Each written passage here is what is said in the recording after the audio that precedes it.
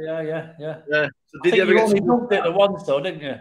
Oh, well, it had about a mile of line. The lines, it was so far above your head, it was miles away.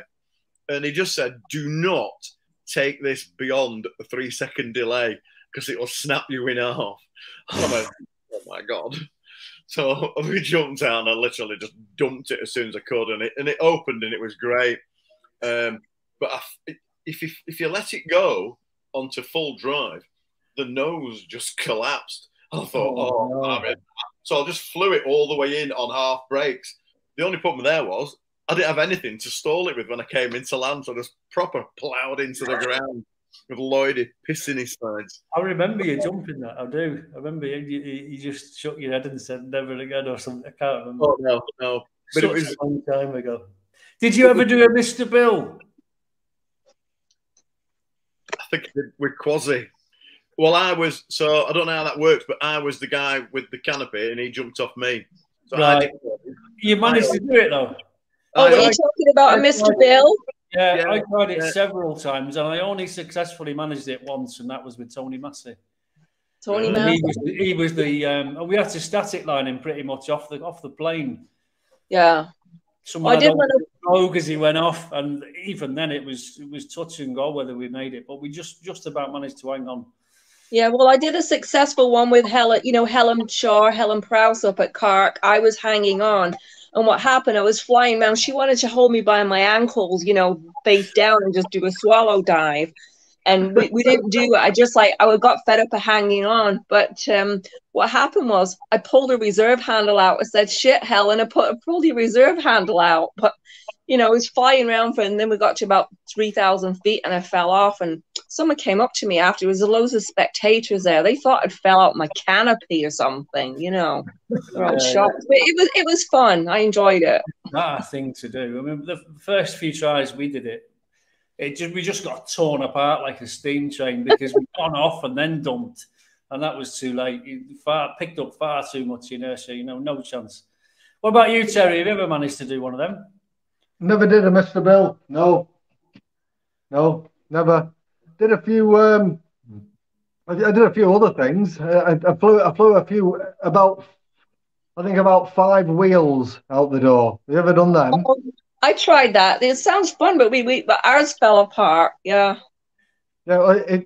With the Islander, if you lay on your back with your legs out the door and lift them up, and then somebody stands across your pelvis and holds your ankles, and then somebody stands behind them and holds their ankles, and somebody stands behind them and holds their ankles, and you lay on your back and you hold the rear ankles of the person who stood up over you. How many people were in the wheel? Well, on that one, there would have been 5. Wow! But, so you managed it with 5. I've done it with 4. I've done it with 5. And you do the same call, the ready, set, go. So it's ready, set, and you just all roll out the door, and it opens up, and it's the only time in free fall when I ever got that feeling, because the wheel, it just rotates over and over, and every time you go over the top, it's that feeling a bit like being on a roller coaster. I never got it in anything else in free fall. Every time you went over the top, it was like, whoa. Yeah. So like you fly out about 10,000 feet and then just keep rotating that wheel. And that just keep going then. Just rotating all the way until somebody dropped a grip. And that was it. And it just come apart. So there was that. And the other one, which was good, was Horny Gorillas. Oh, yeah. Oh, yeah. I love the Horny Gorilla. Oh, that was great. That was awesome. I screamed. I just got so excited. I screamed the place down. I've heard of it, but I've never done it. Explain to me what it is. I remember flying a 5-way off Papa Charlie. So what you do, you fly a 5-way off and level it out. So you've got a 5-way star, just like a ring of you in a formation, all looking at each other. And then you just fly that for a few seconds, 5 seconds, whatever, 10 seconds, and just fly it nice and steady, all geeking at each other. And somebody gives the nod. And what you do, you all lift your knees up, put your feet into the middle of the star, lock your feet together. And then what you do, you drop your grips and put your arms out And a Right. horny gorilla, you're supposed to like beat your chest, right? But you just fly it on your back, so you're all linked by your legs on your back, but it picks Yeah. up speed as well. And I remember being on one. I can't remember who else was on it. There's 5 of us, and Mike Riley was on it, and we were flying this horny gorilla, and it picked up speed, and it was. It was plummeting. We're all still looking at each other laughing, and somebody lost the leg grip. Bing! They went flying off. The 4 of us still flying it. We're all balancing it. Somebody else went off, and then somebody else. That was it. Gone. Oh, they were brilliant. Brilliant, all the gorillas. Yeah. They were funny. Some of the things we got up to. I Oh. remember. Oh my God.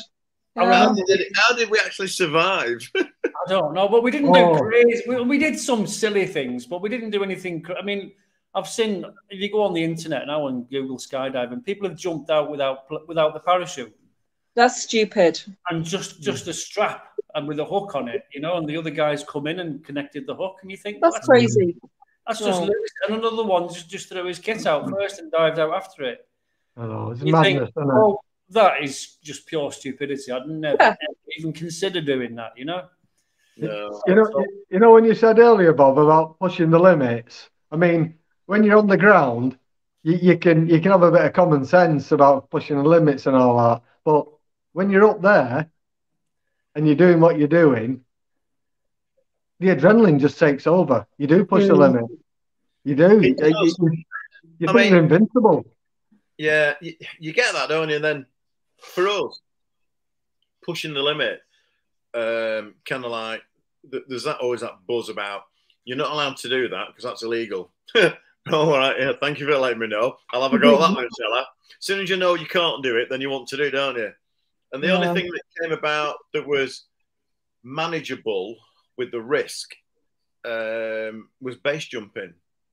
And even for me, it still wasn't a manageable enough risk because even our bridge, the only one I would do would have been a bridge jump because then you're pretty much in fresh air straight away. And in the UK, for me, they were never tall enough. I'd still want a bridge with 1,000 foot. So with that, I'll have to tell them our story about our beloved friend, Mark Massey. God bless him. Mark was one for pushing those limits. And his whole story was amazing. He goes, Bob, you know Leighton Flats in Blackpool? I goes, yeah. He said, how tall are they? I said, I don't know. He said, well, you're right. You find out. So I drive to Blackpool and I'm counting how many stories there were. And there were like 22 stories. And I go, well, it's 8 foot, 2.4 meters per floor. I said, So I says, Mark, I said, you've probably got about 300 foot tops. Right. Okay, then. How am I going to get in? I went, what are you asking me for? I said, I'm not doing it.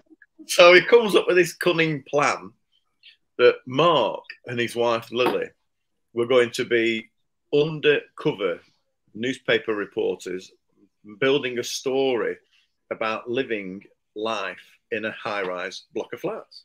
I thought, okay, I could buy into that. That sounds good. So he said, I'm going to go in with my rig on, already done, underneath his coat. Lily's going in with the clipboard. She's going to be the reporter while he does the stuff. So this is the whole setup. So they literally went to Leighton Flats, pressing random doorbell numbers till somebody let them in randomly. And then they just went in the lift all the way to the top floor, knocked on a door till someone let them in. This guy lets him in. And they said, we just want to have a little talk to you about living on a top floor of a flat. Will you talk to us? And the guy said, yeah, I will. So he let him in. Literally, Lily's on the case, asking him loads of questions. Mark's doing the scouting around, finds a window, and within about a minute, Oh my God. he's out the window and he's done his jump. What Wow. happened? He had this as a story. Again, no camera footage to prove it or anything like that. It was all underground. It was just my story. You either believe it or you don't. I never heard that story, but I absolutely know Mark Massey, so I don't. I've heard it. It gets better. It gets better, Graham.